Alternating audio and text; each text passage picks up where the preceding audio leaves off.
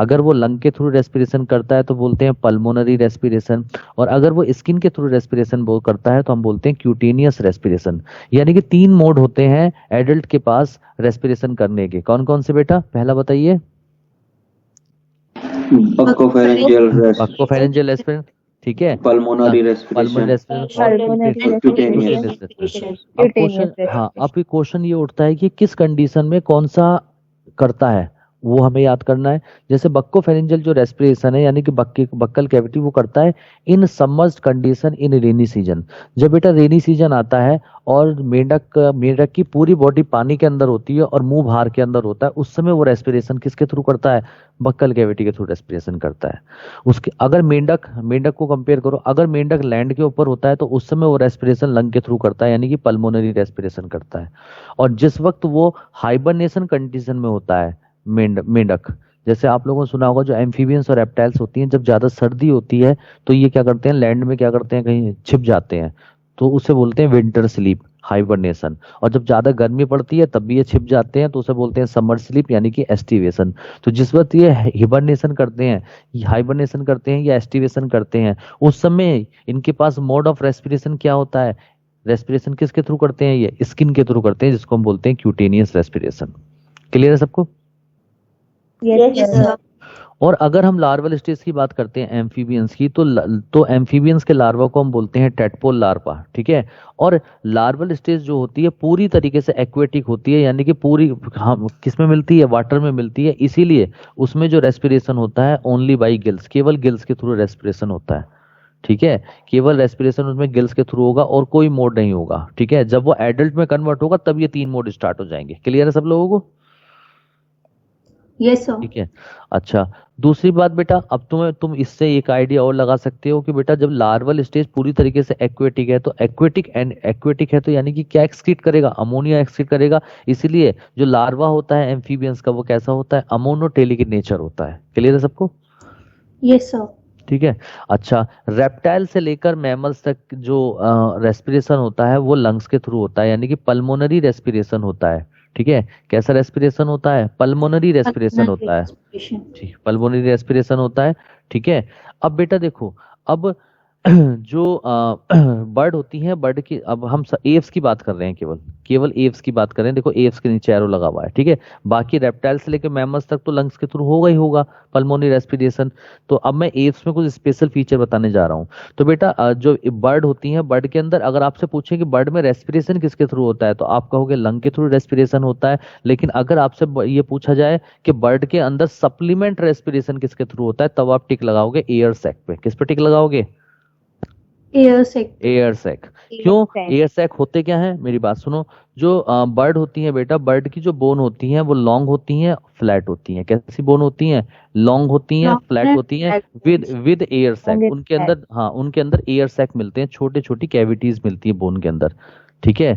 तो जो बर्ड होती हैं, बर्ड की जो बोन्स होती हैं वो लॉन्ग होती हैं और बिल्कुल फ्लैट होती हैं, उनमें छोटे छोटे एयर स्पेस मिलते हैं जिनको हम नाम देते हैं एयर सैक। और इनके अंदर बेटा क्या होती है, एयर फिल्ड हो जाती है। एयर फिल्ड होने की वजह से जो बर्ड की जो बॉडी है वो क्या हो जाती है, लाइट हो जाती है, हल्की हो जाती है, और वो इजीली क्या करती है, हवा में फिर स्विफ्टिंग कर लेती है। नई बात समझ में आ रही है आपको? तो ऐसी बोन जिनके अंदर एयर सैक मिलते हैं उनको बोलते हैं न्यूमेटिक बोन। इसका मतलब बर्ड के अंदर कैसी बोन्स मिलती हैं, न्यूमेटिक बोन मिलती हैं। क्लियर? हाँ, न्यूमेटिक बोन मिलती है। अब ये जो एयर सैक होते हैं बोन के अंदर, ये इंटरनली कनेक्ट होते हैं किसके साथ, लंग्स के साथ कनेक्ट होते हैं, ठीक है। तो जिस वक्त बर्ड हाइट के ऊपर चली जाती है तो हाइट में क्या होता है, ऑक्सीजन क्या हो जाती है, कम हो जाती है। तो लंग से जो रेस्पिरेशन है उससे उसकी बॉडी कंपनसेट नहीं हो पाती, तो उसको एक और भी एक्स्ट्रा ऑक्सीजन चाहिए होती है। तो वो ऑक्सीजन कौन प्रोवाइड करता है, एयर सैक। कौन प्रोवाइड करता है, एयर सैक। इसीलिए इसको सप्लीमेंट रेस्पिरेशन का। तो क्वेश्चन में इस बात का ध्यान रखना, अगर वो पूछता है कि रेस्पिरेशन बर्ड में किसके थ्रू होता है तो आप लंग पे टिक लगाओगे, लेकिन सप्लीमेंट रेस्पिरेशन वर्ड लिखा है तो आप टिक लगाओगे एयर सैक पे। क्लियर है सबको? Yes sir. ठीक है। आप ऐसे ऐसे मान के चलो जैसे कि कोई पेशेंट है और पेशेंट जो सांस नहीं ले पा रहा, तो जब सांस प्रॉपर नहीं ले पाएगा तो बॉडी की जो रिक्वायरमेंट है ऑक्सीजन की वो पूरी नहीं हो पाएगी। तो आप क्या करोगे, उसे क्या लगाओगे, ऑक्सीजन का सिलेंडर लगा दोगे। तो जो ऑक्सीजन का सिलेंडर लगाया वो क्या है, सप्लीमेंट रेस्पिरेशन। नहीं बात समझ में आई? Yes sir. आ गया ना? तो ले लीजिए इसका स्क्रीनशॉट, फिर आगे चलते हैं।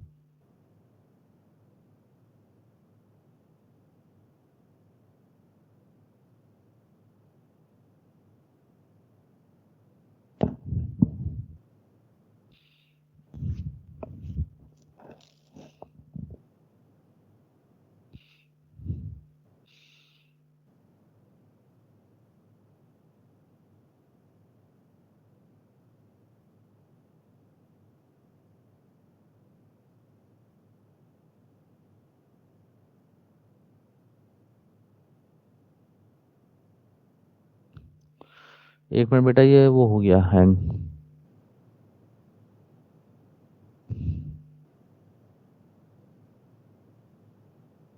ठीक है, ले लिया स्क्रीनशॉट सबने? Yes sir. कर दो नीचे। सर। चलिए चलिए, हर पॉइंट हर टॉपिक पे डिस्कशन है, हर चीज का डिफरेंस है, कुछ भी नहीं बचा हुआ है।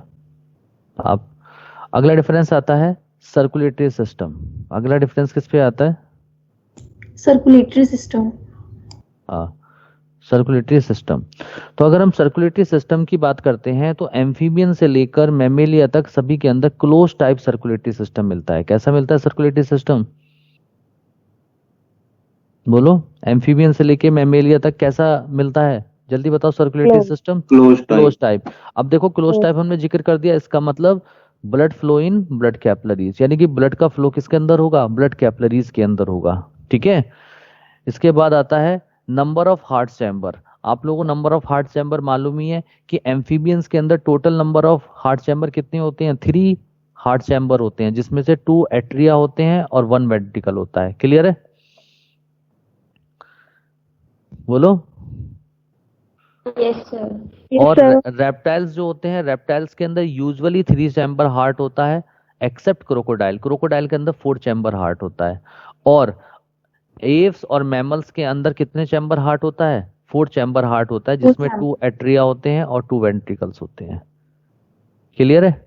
इसके बाद आता है अगला कॉन्सेप्ट, सर्कुलेशन। अगर बेटा सर्कुलेशन की बात करें, अगर हम सर्कुलेशन की बात करें तो बेटा आप लोग जानते हो कि एम्फीबियंस और रेप्टाइल्स के अंदर 3 चैम्बर हार्ट होता है। तो 3 चैम्बर हार्ट होने की वजह से इसका मतलब वेंट्रिकल एक है। तो जब एक वेंट्रिकल है जो तो एट्रिया से जब प्योर और इम्प्योर ब्लड वेंट्रिकल में आता है तो वेंट्रिकल में आके वो मिक्स हो जाता है और मिक्स ब्लड पंप होता है। इसीलिए मिक्स ब्लड पंप होता है, इसीलिए इसको कहते हैं इनकम्प्लीट डबल सर्कुलेशन। क्या बोलते हैं? Incomplete double circulation. हाँ। और एव्स और मैमल्स जो होते हैं बेटा, इनमें चूंकि 4 चैम्बर हार्ट होता है तो प्योर ब्लड राइट साइड में होता है और इम्प्योर ब्लड राइट साइड में होता है और प्योर ब्लड लेफ्ट साइड में होता है, यानी कि प्योर और इम्प्योर ब्लड सेपरेट होता है। इसीलिए इनमें कंप्लीट डबल सर्कुलेशन मिलता है। Complete double circulation. Yes sir. ठीक है, अगली बात करते हैं एथ्रोसाइट यानी कि आरबीसी की। अगर हम आरबीसी की बात करें तो आरबीसी एम्फीबियन से लेकर एव्स तक अगर हम देखें तो आरबीसी जो होती हैं बेटा कैसी होती हैं? ओवल होती हैं, बाइकॉन्वेक्स होती हैं और न्यूक्लिएटेड होती हैं। ठीक है, लेकिन मैमल्स के अंदर जो आरबीसी होती हैं वो सर्कुलर होती हैं, बाइकॉनकेव होती हैं और ई न्यूक्लिएटेड होती हैं। कैसी आरबीसी होती हैं मैमल्स में? सर्कुलर बाइकॉन ई न्यूक्लिएटेड। क्लियर है सबको? आरबीसी क्लियर है? ठीक है। Yes sir. देखिए, अब मैंने एव्स में एक पॉइंट और लिख रखा है ब्लड के बारे में। देखो बेटा, जो बर्ड होती हैं, बर्ड के ब्लड को रिचेस्ट ब्लड कहते हैं। क्यों रिचेस्ट ब्लड कहते हैं? क्योंकि बर्ड जब हाइट पे चली जाती हैं तो ऑक्सीजन क्या हो जाती है? कम हो जाती है। तो जब ऑक्सीजन कम हो जाएगी तो ऑक्सीजन को ज्यादा पिक करने के लिए बर्ड के ब्लड के अंदर आरबीसी का नंबर क्या हो जाएगा? इंक्रीज हो जाएगा। तो चूंकि उसकी आरबीसी का नंबर उसके ब्लड में ज्यादा मिलता है, यानी कि मोर आरबीसी काउंट इन ब्लड मिलता है, इसीलिए उसके ब्लड को कहते हैं, बर्ड के ब्लड को क्या बोलते हैं? Richest blood. क्या बोलते हैं? Richest blood. Richest blood. इसके बाद आता है एक्सक्रीटरी ऑर्गन या एक्सक्रीशन। आप लोग जानते हो कि एम्फीबियंस में अगर एडल्ट की बात करते हैं तो एडल्ट में मीजोनेफ्रिक किडनी के थ्रू एक्सक्रीशन होता है और लार्वा में प्रोनेफ्रिक किडनी के थ्रू होता है। और रेप्टाइल से लेकर मैमल्स तक में जो एक्सक्रीशन होता है वो किसके थ्रू होता है? मेटानेफ्रिक किडनी के थ्रू होता है। किसके थ्रू होता है? Metanephric kidney. ठीक है, चलिए स्क्रीनशॉट ले लीजिए इसका, फिर नीचे चलते हैं।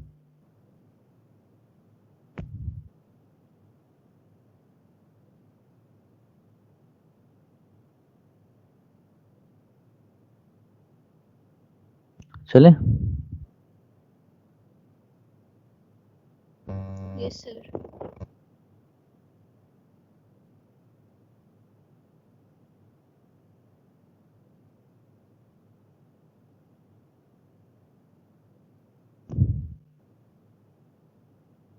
चलिए, अगला टॉपिक आता है बेटा अब एक्सक्रीटरी मटेरियल। ठीक है, अगर हम एक्सक्रीटरी मटेरियल की बात करें तो बेटा एडल्ट में और लार्वा में दोनों में अलग अलग देखेंगे। पहला वाला क्या है, एम्फीबियन। मैं लिख दूं यहाँ पर, कभी कंफ्यूजन हो रहा है, ये पता लग रहा है? बोलो, यहाँ लिखूं क्या, एम्फीबियन, रेप्टाइल्स, एप्स, मैमल्स, ये समझ रहे हो कि पहला कॉलम एप्स का है, उसका है एम्फीबियन का? बोलो। समझ जाएंगे, समझ रहे हैं सर। हाँ हाँ। तो बेटा जो एस्केटी मटेरियल की बात करें तो जैसे सबसे पहला वाला कॉलम है एम्फीबियन का। तो एम्फीबियन में जो एडल्ट होते हैं, तो एडल्ट देखो लैंड पे भी रहते हैं और वाटर में भी रहते हैं। तो जब लैंड पे रहते हैं, जब वो अर्थ के ऊपर रहते हैं, तब वो यूरिया एक्सक्रीट करते हैं, यानी कि यूरियोटेलिक इन नेचर होते हैं। और जिस वक्त वो वाटर में रहते हैं उस समय क्या एक्सक्रीट करते हैं, अमोनिया एक्सक्रीट करते हैं, यानी कि अमोनोटेलिक इन नेचर होते हैं। ठीक है। और जो एम्फीबियंस का लार्वा होता है, जिसको हम बोलते हैं टैडपोल लार्वा, वो कैसा होता है, अमोनोटेलिक इन नेचर होता है, क्योंकि वो कंप्लीटली क्या होता है, एक्वेटिक इन नेचर होता है। क्लियर है सबको? बोलो बोलते जाओ, सुना नहीं है? यस, समझ में आया नहीं आया? Yes, sir. ठीक है। इसके बाद बेटा एम्फीबियंस के बाद देखो आता है रेप्टाइल्स और एप्स। रेप्टाइल्स और एप्स जो है बेटा यूरिक एसिड को एक्सक्रीट करते हैं, इसीलिए इनको यूरिकोटेलिक इन नेचर कहा जाता है। और लास्ट में जो मैमल्स हैं बेटा, जैसे हम लोग, तो मैमल्स जो है बेटा यूरिया एक्सक्रीट करते हैं, तो इसलिए यूरियोटेलिक इन नेचर होते हैं। ठीक है। तो अगर अब आप सोचोगे कि डॉल्फिन और व्हेल तो वाटर में मिलती है, तो क्या वो अमोनिया रिलीज करती है? नो, वो भी यूरिया रिलीज करती है। क्या रिलीज करती हैं? यूरिया। यूरिया रिलीज करती हैं। अरे क्लियर है आप लोगों को ये पॉइंट? Yes, sir. ठीक है। चलिए अगला डिफरेंस आता है यूरिनरी ब्लेडर। बेटा एम्फीबियंस में और रेप्टाइल्स के अंदर यूजुअली यूरिनरी ब्लेडर अब्सेंट होता है। बर्ड जो होती है, बर्ड के अंदर भी यूरिनरी ब्लेडर अब्सेंट होता है, एक्सेप्ट रियो अमेरिकाना, जिसको बोलते हैं साउथ अमेरिकन ऑस्ट्रिच। केवल एक मेंबर है रियो अमेरिकाना जिसके अंदर क्या मिलता है, यूरिनरी ब्लेडर प्रेजेंट होता है, और बाकी सभी जितने भी बर्ड्स हैं सभी के अंदर यूरिनरी ब्लेडर अब्सेंट होता है। और मैमल्स के अंदर यूरिनरी ब्लेडर क्या रहता है, प्रेजेंट रहता है। और यूरिनरी ब्लेडर का काम क्या है, स्टोरेज ऑफ यूरिन। क्लियर? ठीक है। अगला कॉन्सेप्ट आता है पोइक्लोथर्मिक एनिमल और होम्योथर्मिक एनिमल। बताओ बेटा, कौन बच्चा बता रहा है पोइक्लोथर्मिक और होम्योथर्मिक क्या क्या होता है? कोई बच्चा बता सकता है? कोल्ड ब्लडेड एनिमल्स होते हैं, ये जो एनवायरनमेंट के साथ अपना टेम्परेचर चेंज कर लेते हैं ब्रेड। हाँ, एनवायरनमेंट। हाँ यस, जो टेम्परेचर, हाँ according to surrounding temperature change कर लें वो पोइक्लोथर्मिक होते हैं। और जिनका टेम्परेचर बॉडी का कांस्टेंट होता है उनको बोलते हैं होम्योथर्मिक एनिमल। क्लियर? तो आपके जो एम्फीबियंस और रेप्टाइल्स हैं ये पोइक्लोथर्मिक एनिमल है, यानी कि कोल्ड ब्लडेड एनिमल्स हैं, यानी कि ये अपने एनवायरनमेंट के अकॉर्डिंग अपनी बॉडी का टेम्परेचर चेंज कर सकते हैं। और एव्स और मैमल्स जो होते हैं होम्योथर्मिक एनिमल्स होते हैं, यानी कि वार्म ब्लडेड एनिमल्स होते हैं, यानी कि इनकी बॉडी का टेम्परेचर क्या रहेगा, कांस्टेंट रहेगा। क्लियर? Yes sir. चलिए अगला जो कॉन्सेप्ट आता है, this is called amnion layer. ठीक है। आप लोगों को मैंने आपको बताया था कि एमनियन लेयर अगर अब्सेंट है तो एनेमनियोट बोलते हैं, और अगर एमनियन लेयर प्रेजेंट है तो हम बोलते हैं एमनियोट। तो मैंने आपको बताया था एम्फीबियंस जो होते हैं वो एनेमनियोट होते हैं, यानी कि उनके अंदर एमनियन लेयर अब्सेंट होती है। और रेप्टाइल से लेकर मैमल्स तक सभी एमनियोट एनिमल्स हैं, क्योंकि उनके अंदर एमनियन लेयर क्या होती है, प्रेजेंट होती है। क्लियर है सबको? बोलो। Yes, sir. चलिए इसका स्क्रीनशॉट ले लीजिए, इसका स्क्रीनशॉट ले लीजिए, फिर मैं नीचे लूंगा।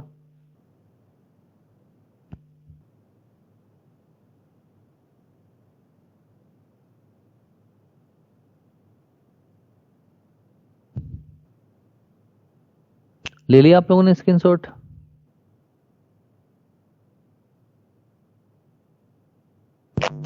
यस। ले लिया बेटा? Yes sir. चलिए नीचे कर लेते हैं, थोड़ा सा हैंग फिर हो गया है ये, बीच बीच में एक्चुअली सॉफ्टवेयर गड़बड़ कर रहा है आजकल। 2 मिनट रुक जाओ बस, सही हो जाएगा।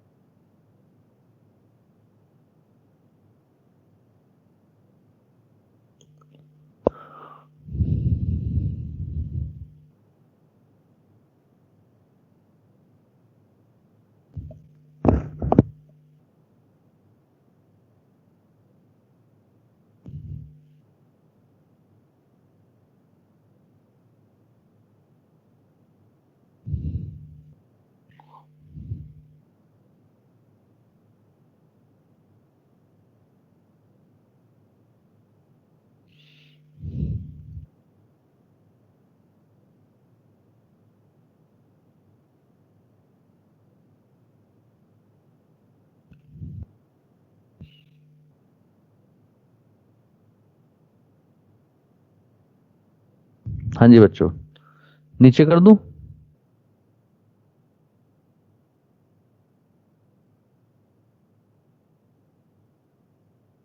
चलिए अगला आता है बेटा पोर्टल सिस्टम।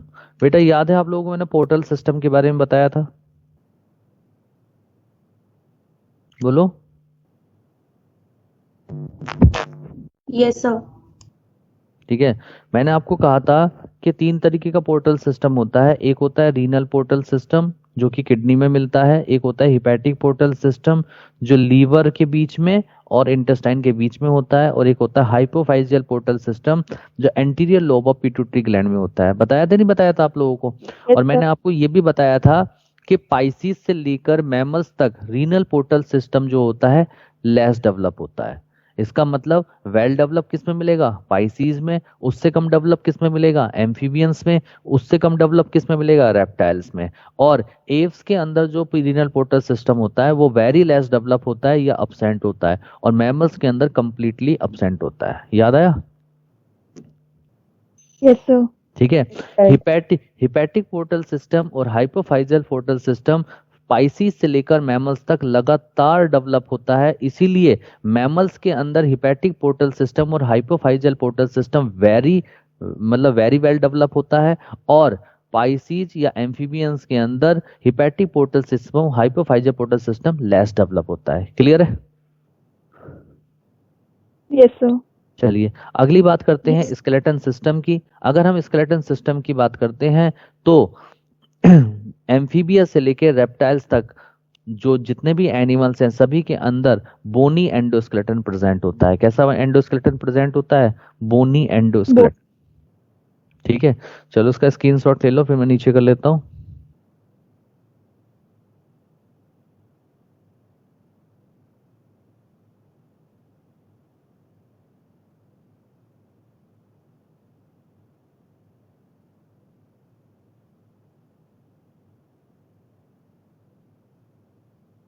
कर लो नीचे, ले लिया स्क्रीनशॉट आप लोगों ने? Yes sir. चलिए अब अगला डिफरेंस आता है, देखो मैंने यहाँ पे लिखिए रखा है एव्स, रेप्टाइल्स, ठीक है, एम्फीबियंस, रेप्टाइल्स, एव्स, मैमल सब लिख रखा है।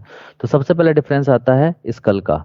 देखो बेटा स्कल जो होती है एम्फीबियंस में कैसी स्कल होती है? डाइकोंडाइलिक स्कल, यानी कि 2 ऑक्सीपिटल कॉन्डाइल होते हैं। ठीक है, रेप्टाइल्स और एव्स के अंदर कैसी स्कल होती है? मोनोकॉन्डाइलिक स्कल होती है। और मैमल्स जैसे हम लोग, हमारे अंदर कैसी होती है? डाइकोंडाइलिक स्कल होती है। कैसी स्कल होती है?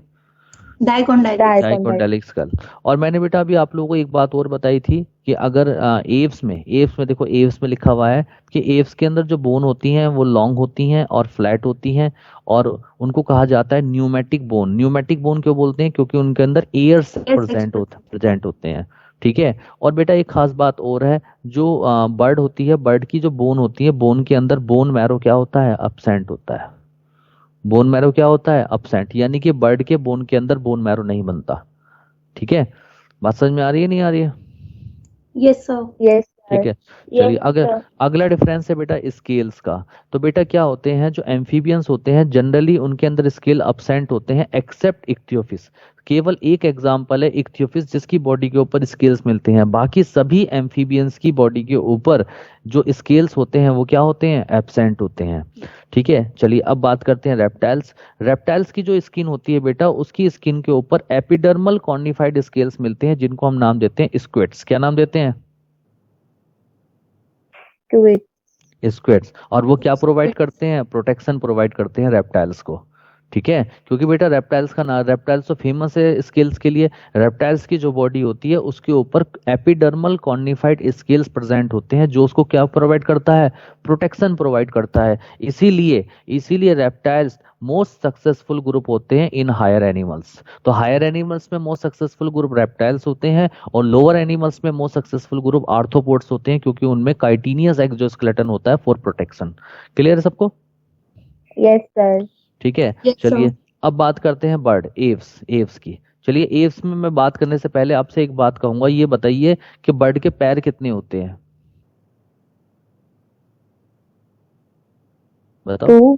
दो पैर होते हैं, तो फिर इनको टेट्रापोडा में क्यों रखा? तो विंग्स होते हैं थोड़े? नहीं, हमने से टेट्रापोडा में एव्स को क्यों रखा? टेट्रापोडा का मतलब तो 4 लिम्स था, लेकिन 2 लिम्स आपको दिखाई दे रहे हैं। तो हेल्प से ही जैसे मूव करते हैं ना, क्योंकि वो चेंज। यस, आप सही बोलना चाह रहे हो बेटा। मैं वही बात आप लोगों को कहना चाह रहा था। जैसे आप अपने दिमाग में मुर्गा देख लो, तो मुर्गे के दो चार ही चार मान के चलो 4 पैर थे, इसके टेट्रापोड था। लेकिन जो 4 लिम्स थे 1 पेयर, वो किस में मॉडिफाई हो गए? विंग्स में मॉडिफाई हो गए। और जो हाइंड लिम्स थे वो हेल्प करते हैं लोकोमोशन पे। इसमें हेल्प करते हैं लोकोमोशन। तो जो मुर्गे के आपको पैर दिखाई देते हैं वो कौन से हैं? हाइंड लिम्स हैं। वो क्या है बेटा? Hind limbs. Hind limbs. और उनके ऊपर मिलते हैं स्केल्स। क्या प्रेजेंट होते हैं उन पे? स्केल्स प्रेजेंट होते हैं।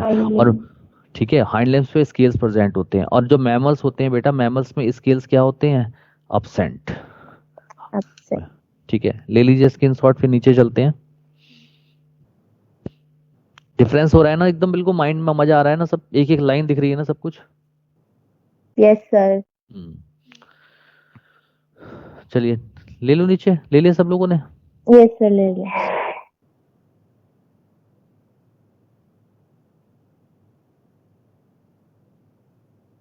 चलिए, अगला डिफरेंस बेटा हम लोग लेंगे अब लिम्स में। लिम्स, ठीक है। 1 मिनट बेटा, 1 मिनट बस।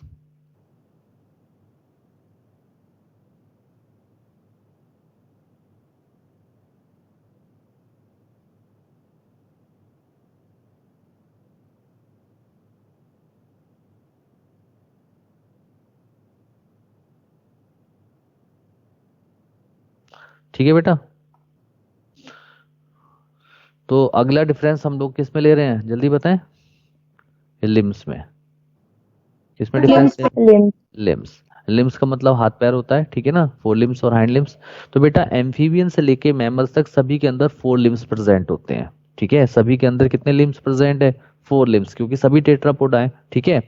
अगर जैसे अब एम्फीबियन में कोई खास चेंज नहीं है। अगर रेप्टाइल्स में हम देखें तो बेटा जो 4 लिम्स होते हैं उनमें 2 4 लिम्स होते हैं और 2 हाइंड लिम्स होते हैं। अगर पेयर की फॉर्म में बोलो तो कहोगे 1 पेयर 4 लिम्स होते हैं और 1 पेयर हाइंड लिम्स होते हैं। लेकिन एक खास बात है, जो स्नेक होता है, सांप होते हैं, सांप की लिमलेस होते हैं, यानी कि उनके अंदर लिम नहीं होते, हाथ पैर नहीं होते, ठीक है?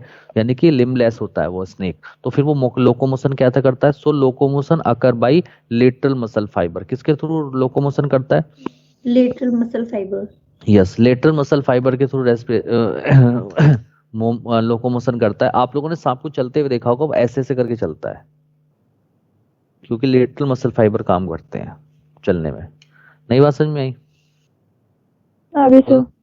और जो एव्स होते हैं, एव्स में भी 4 लिम्स होते हैं, यानी कि 1 पेयर 4 लिम्स होते हैं और 1 पेयर हाइंड लिम्स होते हैं। जो 1 पेयर 4 लिम्स हैं बेटा, वो मॉडिफाइड हो जाते हैं इनटू विंग्स, यानी कि विंग्स में मॉडिफाइड हो जाते हैं। और हाइंड लिम्स जो है बेटा, वो हेल्प करते हैं लोकोमोशन में। मैमल्स की अगर हम बात करते हैं तो सभी मैमल्स के अंदर भी 4 लिम्स होते हैं, लेकिन खास बात यह है कि जो ह्यूमन होता है, ह्यूमन के अंदर बाइपीडल लोकोमोशन होते हैं, यानी कि हाइंड लिम्स पे तो ह्यूमन चलता है और 4 लिम्स उसके क्या हो जाते हैं? फ्री हो जाते हैं फॉर अदर पर फंक्शन, ताकि वो और फंक्शंस को परफॉर्म कर सके। इसका मतलब ह्यूमन के अंदर कैसा लोकोमोशन मिलता है? बाइपीडल लोकोमोशन। कैसा लोकोमोशन मिलता है? बाइपीडल लोकोमोशन। चलिए, अगला डिफरेंस है बेटा स्किन में। अगर हम स्किन की बात करते हैं तो एम्फीबियंस में देखो, फ्रॉग की अलग बात करेंगे। फ्रॉग की स्किन अलग होती है, टोड की स्किन अलग होती है। फ्रॉग जो होता है बेटा, वो थोड़ा चिकना सा होता है, स्लिपरी होता है, मॉइस्ट होता है, रिच इन म्यूकस ग्लैंड। उसकी स्किन के अंदर बहुत ज्यादा म्यूकस ग्लैंड्स मिलती हैं। और रेस्पिरेटरी इन नेचर होता है, क्योंकि उसमें क्यूटेनियस रेस्पिरेशन होता है, ठीक है। जो टोड होता है बेटा, टोड की जो स्किन होती है वो थोड़ी ड्राई होती है, रफ होती है और वार्टी होती है। वार्टी मतलब हार्ड होती है, सख्त होती है काफी, ठीक है। अगर रेप्टाइल्स की स्किन की बात करें तो रेप्टाइल्स की स्किन, रेप्टाइल्स, एव्स और मैमल्स तीनों में स्किन के थ्रू रेस्पिरेशन नहीं होता, इसलिए तीनों की स्किन कैसी होगी? Non respiratory. कैसी होगी? यानी कि रेस्पिरेटरी स्किन केवल एम्फीबियंस में होगी। क्लियर है सबको इस बात को? ठीक है। अब जो बेटा रेप्टाइल्स है, रेप्टाइल्स की स्किन जो होती है वो ड्राई होती है, स्केली होती है, क्योंकि उसके ऊपर स्केल्स होते हैं, एंड लैग ग्लैंड्स, और उनमें म्यूकस ग्लैंड नहीं मिलती, ठीक है। और नॉन रेस्पिरेटरी नेचर होती है। एव्स, अगर बर्ड की आप स्किन की बात करो तो बर्ड की स्किन भी ड्राई होती है, लैग ग्लैंड्स, उनमें भी ग्लैंड नहीं होती, एक्सेप्ट ऑयल ग्लैंड। केवल देखो, जो बर्ड है, बर्ड की स्किन के में कोई ग्लैंड नहीं होती, no glands present except oil gland. Oil gland मिलती है उसके टेल पे, बर्ड की टेल पे एक ग्लैंड मिलती है जिसको हम नाम देते हैं ऑयल ग्लैंड, या उसको बोलते हैं पिरीन ग्लैंड। और ये क्या करता है, ये एक ऑयली सिक्रीशन सिक्रीट करता है जिसकी वजह से जो उसके फेदर्स हैं वो चिकने हो जाते हैं। नई बात समझ में आई? Yes sir. उसके पंख चिकने हो जाते हैं, ठीक है। और एव्स की बर्ड भी की स्किन भी कैसी होती है, नॉन रेस्पिरेटरी। मैमल्स जो होते हैं बेटा, मैमल्स की स्किन भी ड्राई होती है and contain many type of gland, और कई टाइप की उसके अंदर ग्लैंड्स होती हैं, जैसे स्वेट ग्लैंड होंगी, सिबेसियस ग्लैंड होगी, म्यूकस ग्लैंड, यानी कि सभी जो है मैमल्स की स्किन में प्रेजेंट होती है। लेकिन मैमल की स्किन भी कैसी होती है, नॉन रेस्पिरेटरी। कैसी नेचर होती है, बोलो? Non respiratory. Non respiratory. चलिए इतना स्क्रीनशॉट ले लीजिए।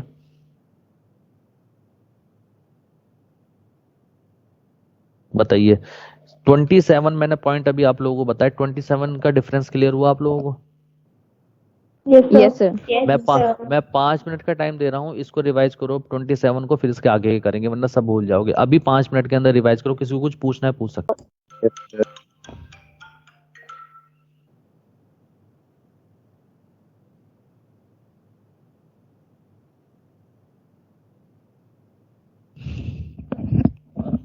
Yes, sir.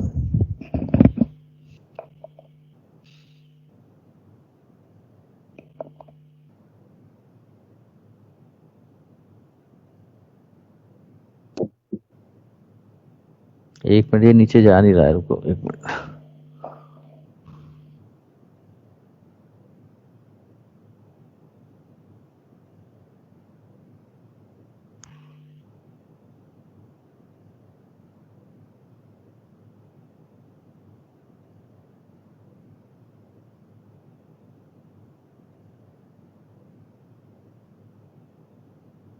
ठीक है, चलिए अगला कॉन्सेप्ट आपके सामने आता है लंग्स। अगर बेटा लंग्स की बात करें तो जो एम्फीबियंस और रेप्टाइल्स होते हैं इनके लंग्स सैक लाइक होते हैं। कैसे लंग्स होते हैं, सैक लाइक। सैक क्या होता है, छोटी सी थैली की तरीके से लंग्स होते हैं, जैसे छोटी सी थैली होती है ना सैक, हाँ पाउच की फॉर्म में लंग्स होते हैं। जबकि एव्स और मैमल्स के जो लंग्स होते हैं वो सॉलिड होते हैं और स्पॉन्जी होते हैं, स्पॉन्ज जैसे होते हैं, ठीक है। अगला डिफरेंस आता है ईयर का। तो बेटा देखो, ईयर की बात करें तो एम्फीबियंस, रेप्टाइल्स और एव्स तीनों के ईयर ऑलमोस्ट सेम होते हैं क्या, ठीक है। आप लोग जानते हो ईयर के 3 पार्ट होते हैं, external ear, middle ear, internal ear, ठीक है।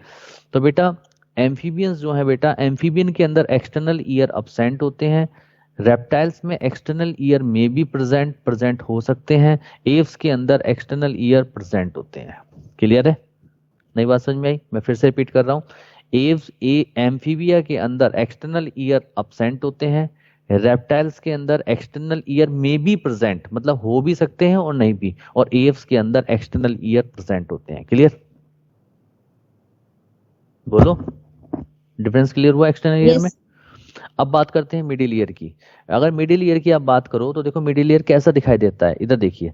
जैसे ये मैंने एक फ्रॉक का स्ट्रक्चर बनाया, तो फ्रॉक के जो हमें ईयर दिखाई दे रहे हैं, तो आप देखो बीच में एक मेम्ब्रेन दिखाई दे रही है पिंक कलर की, जिसको मैंने नाम दिया टिम्पैनम। क्या नाम है इसका?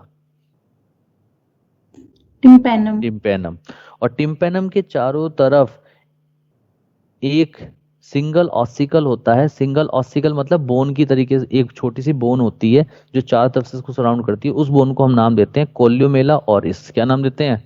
कोल्यूमेला ऑरिस। हाँ, तो चाहे एम्फीबियंस हो, चाहे रेप्टाइल्स हो, चाहे एव्स हो, तीनों के अंदर मिडिल ईयर प्रेजेंट होता है and surrounded by single ossicle called columella auris, ठीक है। तो तीनों के अंदर मिडिल ईयर किससे सराउंडेड होता है? सिंगल ऑसिकल से सराउंडेड होता है, यानी कि कोल्यूमेला ऑरिस से सराउंडेड होता है। क्लियर है? और अगर आप इसको केवल देखो तो आपको सिर्फ और सिर्फ टिम्पैनम दिखाई देगा बाहर से, ठीक है। इसका मतलब टिम्पैनम किसको रिप्रेजेंट कर रहा है? ईयर को। किसको रिप्रेजेंट कर रहा है टिम्पैनम? ईयर को। ईयर को, ठीक है। क्लियर हुए सब लोगों को? यानी कि मैं फिर से रिपीट कर रहा हूं, एम्फीबियंस में एक्सटर्नल ईयर अब्सेंट, रेप्टाइल्स में एक्सटर्नल ईयर में बी प्रेजेंट, एव्स में external ear present. Amphibian, reptiles और एव्स में middle ear surrounded by single ossicle called columella auris, ठीक है।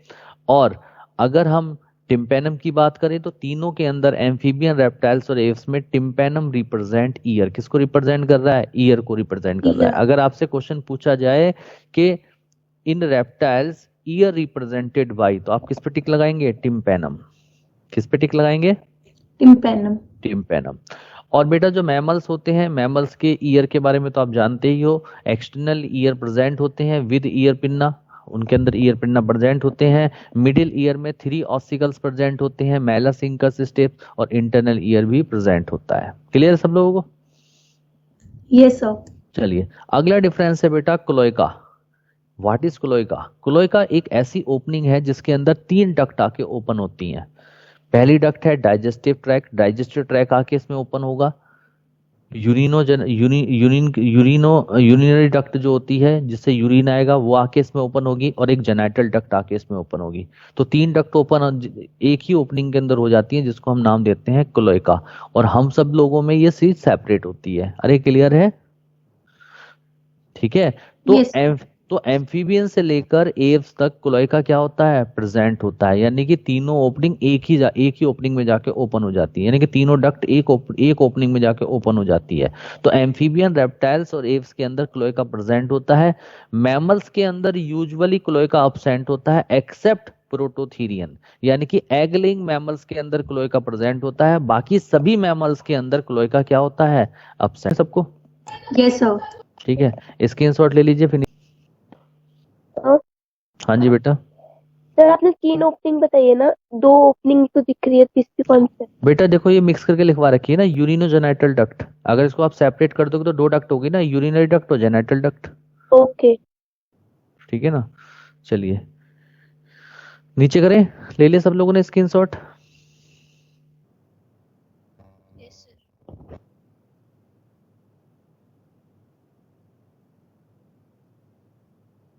चलिए अगला डिफरेंस बेटा आता है आपका नंबर ऑफ क्रेनियल नर्व। बेटा नंबर ऑफ क्रेनियल नर्व की अगर हम बात करें तो एम्फीबियंस के अंदर 10 पेयर क्रेनियल नर्व मिलती हैं, और बाकी रेप्टाइल से लेकर मैमल्स तक सभी के अंदर कितने पेयर क्रेनियल नर्व मिलती हैं? 12 पेयर क्रेनियल नर्व मिलती हैं। कितने पेयर क्रेनियल नर्व मिलती हैं? 12 पेयर। 12 पेयर। चलिए अगला डिफरेंस लेते हैं स्टडी का। अगर हम स्टडी की बात करें तो बेटा एम्फीबियंस की स्टडी को हम बोलते हैं बैट्रैकोलॉजी। क्या बोलते हैं? बैट्रैकोलॉजी। बैट्रैकोलॉजी। ठीक है। रेप्टाइल्स की स्टडी को हम बोलते हैं हर्पिटोलॉजी। स्नेक की स्टडी को हम बोलते हैं सर्पिटोलॉजी या ऑफियोलॉजी। लिजार्ड की स्टडी को हम बोलते हैं सोरोलॉजी। ठीक है। अगर हम आ जाएं इसमें बर्ड में, तो बर्ड की स्टडी को हम बोलते हैं ornithology. Study of migration of bird, bird के माइग्रेशन की स्टडी को हम बोलते हैं phenology. Study of bird nest, ठीक है, बर्ड के नेस्ट की स्टडी को हम बोलते हैं nidology. And study of bird egg, उसको बोलते हैं ऊलॉजी। और मैमल्स की स्टडी को हम बोलते हैं मैमोलॉजी। क्लियर है सब लोगों को? ठीक है। Yes sir. चलिए अगला कॉन्सेप्ट आता है गोल्डन एज। बेटा गोल्डन एज क्या होती है? When maximum number present on earth, जब किसी भी एनिमल का अर्थ के ऊपर जब बहुत ज्यादा नंबर होता है तो वो गोल्डन एज कहलाई जाती है। जैसे एम्फीबियंस की जो गोल्डन एज है वो है कार्बोनीफेरस पीरियड। अगर आपसे पूछे कि golden age of amphibian age, तो आप बोलोगे कार्बोनीफेरस पीरियड, क्योंकि इस पीरियड में अर्थ के ऊपर सबसे ज्यादा क्या थे? एम्फीबियंस थे और डोमिनेंट थे। क्लियर? इसके बाद रेप्टाइल्स की गोल्डन एज किसको बोलते हैं? Mesozoic era. मीजोजोइक एरा जो है गोल्डन एज ऑफ रेप्टाइल्स है। ठीक है, क्यों? क्योंकि उस समय अर्थ पे सबसे ज्यादा रेप्टाइल्स थे। और जुरासिक पीरियड क्या है? गोल्डन एज ऑफ डायनासोर्स, यानी कि इस पीरियड में सबसे ज्यादा अर्थ के ऊपर क्या थे? डायनासोर्स थे। ठीक है।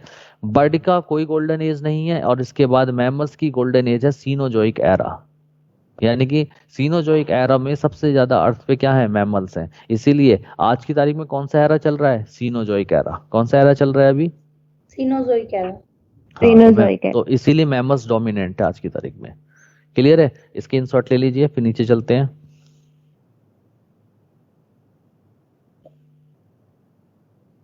Clear screenshot?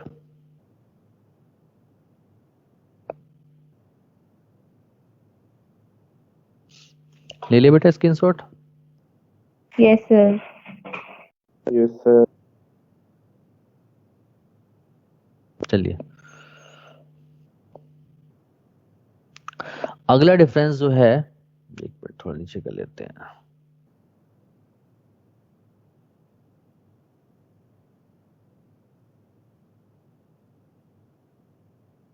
हाँ, अगला डिफरेंस है nervous system and sensory system. बेटा एम्फीबियन से लेकर मैमल्स तक सभी के अंदर नर्वस सिस्टम भी प्रेजेंट होता है और सेंसरी सिस्टम भी प्रेजेंट होता है। चलिए अगला डिफरेंस लेते हैं रिप्रोडक्शन का।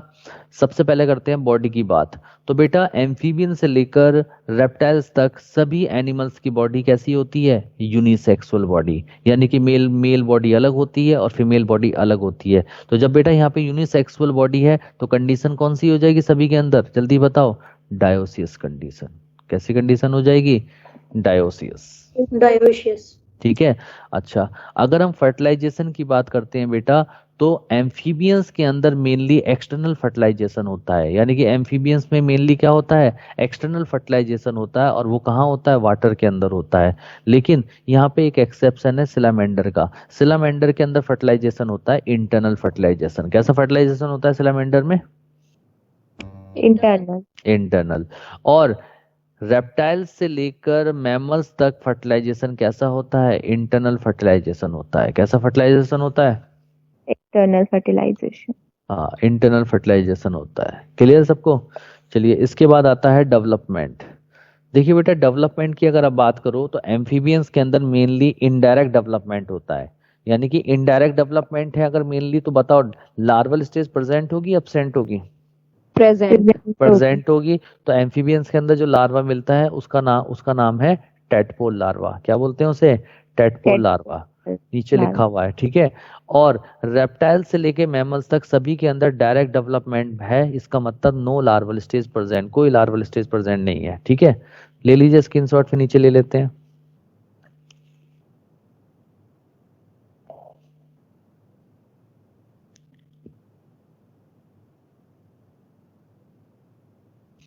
चलिए नीचे।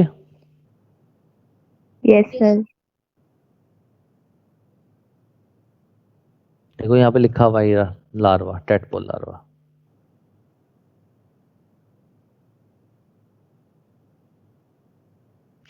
चलिए अगला डिफरेंस आता है बेटा ब्रीडिंग का।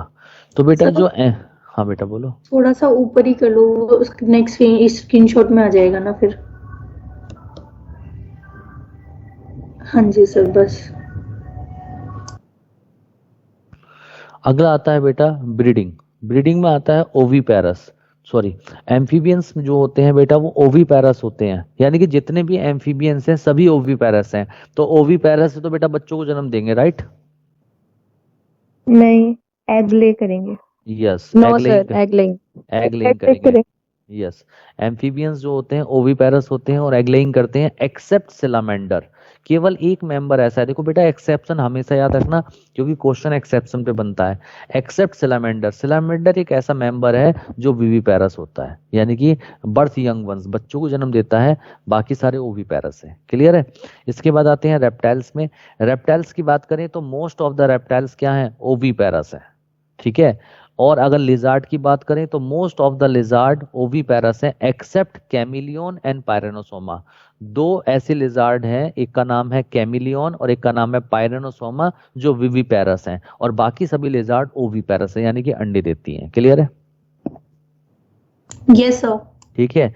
ऐसे ही स्नेक की बात करें तो most of the snake are oviparous except Russell vipera and hydrophis. दो ऐसे स्नेक हैं, एक तो रसल वाइपर और एक हाइड्रोफिस बोलते हैं सी स्नेक को। ठीक है, ये दोनों स्नेक जो हैं विविपैरस है, यानी कि यंग वंस को बर्थ करते हैं। बाकी सभी स्नेक क्या है? ओवीपैरस है। क्लियर है सबको? एक्सेप्शन दिख रहा है सबको? बोलिए। Yes sir. ठीक है, इसके बाद आता है बेटा अगला एव्स। जितने भी एव्स हैं सारे के सारे ओवीपैरस हैं, सारे अंडे देते हैं। ठीक है।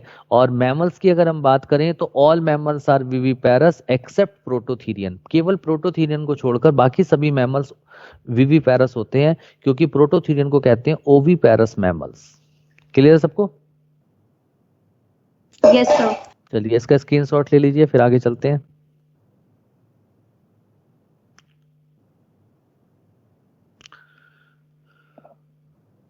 ले लिया स्क्रीनशॉट?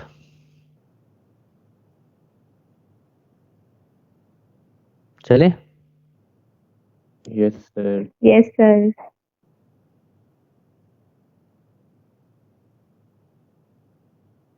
हाँ, अगला आता है बेटा स्पेशल फीचर।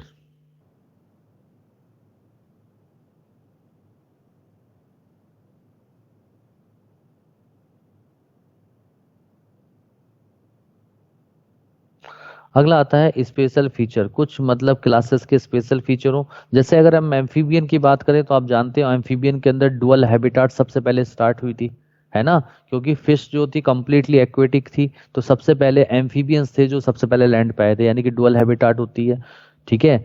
जैसे फ्रॉग। और बेटा फ्रॉग, जैसे फ्रॉग की बॉडी भी टू पार्ट्स में डिवाइड होती है, एक आगे की तरफ होता है हेड और पीछे की तरफ होता है ट्रंक।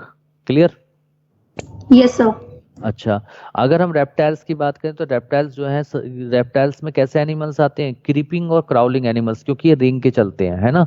तो फर्स्ट ट्रू क्रीपिंग और क्राउलिंग लैंड वर्टिब्रेट्स कहा जाता है किसको? रेप्टाइल्स को, ठीक है? और रेप्टाइल्स की बॉडी कवर्ड किससे होती है? स्केल से, यानी कि एपिडर्मल कॉर्निफाइड स्केल से कवर्ड होती है, जो उसको प्रोटेक्शन प्रोवाइड करती है। तो देखो लिखा है body covered by scales, so most successful group on land is higher group. मैंने आपको बताया था कि रेप्टाइल्स की बॉडी के ऊपर एपिडर्मल कॉर्निफाइड स्केल्स होते हैं, जिनको हम स्क्विड्स कहते हैं, इसीलिए ये मोस्ट सक्सेसफुल ग्रुप है ऑन अर्थ। क्लियर? एक पॉइंट और मैं लिखवा रहा हूं, यहाँ पे देखो लिखा हुआ है reptiles are most successful group on earth because, ये क्वेश्चन कई बार आ चुका है कि रेप्टाइल्स जो है अर्थ के ऊपर मोस्ट सक्सेसफुल ग्रुप को है, क्यों? तो बेटा 4 रीजन है। सबसे पहली बात तो ये, पहला रीजन तो यही हो गया कि इसकी बॉडी के ऊपर स्किल्स मिलते हैं जो इसको प्रोटेक्शन प्रोवाइड करते हैं। दूसरा, रेप्टाइल्स के अंदर इंटरनल फर्टिलाइजेशन होता है। तीसरा, इसके अंदर एमनियन लेयर प्रेजेंट होती है। और चौथा, इसमें इसमें जो इसके जो अंडे होते हैं, एग होते हैं, उनके चारों तरफ शेल मिलती है। क्या मिलती है? शेल मिलती है, ठीक है? जिसकी वजह से इनके अंडों के ऊपर अल्ट्रावायलेट रेज का कोई इफेक्ट नहीं पड़ता। इसके बाद आते हैं बेटा एव्स। एव्स बर्ड जो होती हैं बेटा, आप लोग जानते हैं बर्ड के अंदर हैव फेदर्स यानी कि विंग्स प्रेजेंट होते हैं, और स्ट्रीमलाइन इनकी बॉडी होती है, और फ्लाइंग वर्टिब्रेट्स होते हैं। एव्स को क्या बोलते हैं? फ्लाइंग वर्टिब्रेट्स, ठीक है? इसके बाद आते हैं मैमल्स। बेटा मैमल्स क्यों कहते हैं? क्योंकि इनके पास मेमरी ग्लैंड्स मिलती हैं, ठीक है? और मैमल्स के अंदर ही प्लेसेंटा प्रेजेंट होता है। मैमल्स का जो स्किन होता है उसके ऊपर हेयर प्रेजेंट होते हैं, यानी कि hair present on skin, except dolphin and blue whale. केवल 2 ऐसे मेंबर हैं, डॉल्फिन और ब्लू व्हेल, जिनकी स्किन के ऊपर हेयर नहीं होते। बाकी जितने भी मैमल्स हैं, सभी की स्किन के ऊपर क्या प्रेजेंट होते हैं? हेयर प्रेजेंट होते हैं। क्लियर? अच्छा, अगर हम इवोल्यूशन के पॉइंट ऑफ व्यू से देखें तो मैमल्स को सबसे टॉप उस पर रखा गया है। क्यों रखा गया है? क्योंकि मैमल्स बहुत इंटेलिजेंट होते हैं, क्योंकि इनके अंदर हाईली डेवलप किरेनियम मिलता है। तो देखो लिखा है mammals placed on top of the evolution due to more develop cranium. Clear है सबको? बोलो हेलो। Yes sir. ठीक है। Yes, sir. हाँ, इसके बाद बेटा क्लासिफिकेशन एंड एग्जाम्पल आ जाते हैं। क्लासिफिकेशन और एग्जाम्पल मैं ऑलरेडी आपको लिखवा चुका हूँ। क्लियर? बताओ टेट्रापोडा समझ में आए सबको? सारे डिफरेंसेस क्लियर हो गए? Yes sir. Yes, sir. ठीक है। 36 डिफरेंस मैंने इसके अंदर लिखवाए हैं। देखने में आपको बड़े छोटे लग रहे होंगे, आपको लग रहा होगा 36 इतनी जल्दी खत्म हो गया। अरे बेटा कोई भी पॉइंट नहीं छोड़ा है। और मैं आप लोगों को एक बात मैं बता देता हूँ, ये अगर खुद से बनाते आप लोग तो आपको 1 महीना लग जाता, 20 दिन लग जाता। हमने तो आपको 5-10 मिनट में दे दी है, इसकी सब चीजें दे दी, आपको प्रोवाइड कर दी। अब इसका फायदा अगर नहीं उठाओगे तो बेकार है। और एनिमल किंगडम में आप लोग जानते हो 1 या 2 क्वेश्चन आते हैं। और आप लोगों को ये भी पता है कि अगर आप ऐसे पढ़ते कि पहले पॉरीफेरा पढ़ते, फिर स्लेंटेटा, फिर टीनोफोरा, तो जब आप 5-6 फाइलम पढ़ते हो तो सारी चीजें आपके दिमाग में मिक्स हो जाती। और फिर आप कहते कि सर कुछ याद नहीं है, सब मिक्स हो गया है दिमाग के अंदर, क्या करें? फिर आपके अंदर डिप्रेशन आता। सबसे बढ़िया तरीका एनिमल किंगडम को पढ़ने का यही था कि आप डिफरेंस करके पढ़ो। क्लियर है? Yes, sir. और Yes. दूसरी बात यह है कि ये सबसे बड़ा ड्रॉबैक है कि एनिमल किंगडम को पूरा याद करने में 20 से 25 दिन या 1 महीना भी लग जाता है। अगर आप ये चार्ट बना लोगे अपनी राइटिंग में तो अपनी राइटिंग में जल्दी याद होता है। और फायदा ये रहता है कि आपके पास जब ये पूरा चार्ट आ जाएगा, जब आप याद कर लोगे तो एग्जाम टाइम में मात्र 10 मिनट के अंदर आप पूरा एनिमल किंगडम रिवाइज कर लोगे। सोच के देखो, जिस चीज को 1 महीना पढ़ने में लगता था, अगर वो आप 10 मिनट में अगर आप रिवाइज कर लोगे तो आपने कितना टाइम सेव किया। और ये टाइम आप दूसरे सब्जेक्ट को दे सकते हो। नहीं बात समझ में आई? Yes sir. Yes sir. ठीक है, तो पढ़ो, ऐसा पढ़ो जिसका रिजल्ट हो। चलिए अगला उसका स्क्रीनशॉट ले लिया था, ले लिया था उसका स्क्रीनशॉट आप लोगों ने? Yes sir. चलिए अगला आता है difference between Prototheria, Metatheria, Eutheria. Mammals के अंदर बेटा प्रोटोथीरिया होते हैं, मेटाथीरिया, यूथीरिया। ठीक है, तो इनके बीच में क्या डिफरेंसेस हैं, तो मैंने वो लिख लिया है फीचर्स। जैसे सबसे पहले है ईयर का। देखो बेटा ये जो कान हमारे बाहर की तरफ दिखाई देते हैं, ये क्या है? Ear pinna. क्या प्रेजेंट, क्या कहते हैं इनको? बोलो। Sir pinna, ear pinna. बाकी बच्चे क्या कर रहे हैं, कहाँ चले गए, आवाज ही नहीं आ रही किसी की। स्टार्ट करते हैं। सबसे पहला डिफरेंस है ईयर का। बेटा देखो प्रोटोथीरियंस के अंदर ईयर तो प्रेजेंट होते हैं, बट ईयर विदाउट पिन्ना, उसमें पिन्ना नहीं मिलते। क्लियर है? Yes sir. ठीक है, लेकिन मेटाथीरिया और यूथीरिया में year with ear pinna present होते हैं। क्लियर? अगला डिफरेंस है बेटा मेमोरी ग्लैंड का। बेटा जो प्रोटोथीरियंस होते हैं उनमें मेमोरी ग्लैंड तो मिलती हैं, लेकिन रूडिमेंट्री होती है। रूडिमेंट्री का मतलब नॉन फंक्शनल होती हैं। और मेटाथीरिया, यूथीरिया के अंदर मेमोरी ग्लैंड प्रेजेंट होती हैं और दोनों के अंदर फंक्शनल होती हैं, यानी कि दोनों के अंदर मिल्क बनता है, लेकिन पोजीशन अलग अलग है। मेटाथीरिया में जो मेमोरी ग्लैंड्स होती हैं केवल थोरेसिक रीजन पे मिलती हैं, केवल चेस्ट रीजन पे मिलती हैं, लेकिन यूथीरिया के अंदर जो फंक्शनल मेमोरी ग्लैंड्स हैं वो थोरेसिक एंड एब्डोमिनल रीजन दोनों पे मिलती हैं। क्लियर है? यस। ठीक है, अगला डिफरेंस है बेटा निप्पल। निप्पल को टीट्स भी बोलते हैं। चूंकि प्रोटोथीरियंस के अंदर मेमोरी ग्लैंड रूडिमेंटरी होती हैं, तो इसीलिए इनके अंदर निप्पल भी एब्सेंट होते हैं। बाकी मेटाथीरियन और यूथीरियन में मेमोरी ग्लैंड्स के ऊपर निप्पल प्रेजेंट होते हैं। अगला डिफरेंस है बेटा प्लेसेंटा का। बेटा देखो प्रोटोथीरिया के अंदर प्लेसेंटा एब्सेंट होता है और मेटाथीरिया और यूथीरिया के अंदर प्लेसेंटा प्रेजेंट होता है। कितना समझ में आया ये पॉइंट सारे? Yes sir. ले लीजिए इसका स्क्रीनशॉट, ले लीजिए इसका।